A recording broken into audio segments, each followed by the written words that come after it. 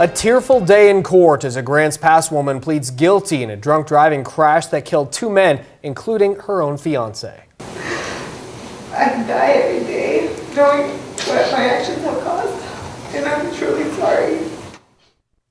Good evening and thanks for choosing NBC 5 News at 6. I'm Craig Smullen. And I'm Natalie Hurd. A judge sentenced Linda Mae Taylor today to 15 years in prison after the April crash near Gold Hill. Police say Taylor was drunk and on drugs when she lost control of her car and fishtailed. She slammed into another car driven by 80-year-old Jerry Vernon Barrett. He died, as did Taylor's fiance, Joe Campos. Both men's families forgave Taylor in court today, and the judge said that helped her get a lower sentence. NBC 5's Christine Pitawanich was there inside the courtroom. She joins us live with more. Christine?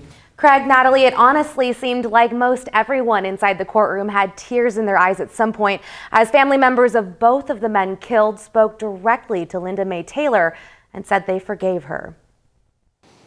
She took a piece of my heart that I can never get back. It takes a lot of courage to forgive.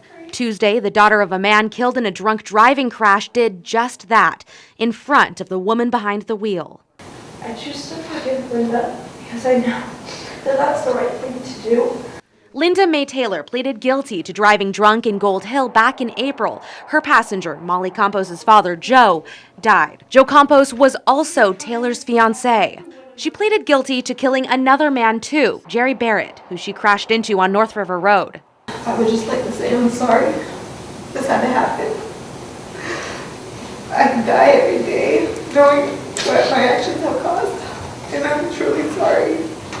Taylor took responsibility for the crash. A crash prosecutors say was caused by Taylor driving under the influence. She had a blood alcohol level of 0.1, and they found marijuana, morphine, and Oxycontin in her system.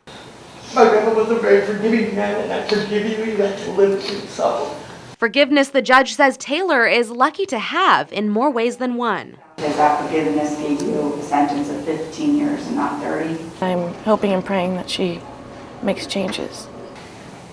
I hope you never drink and drive again. That's all I ask for.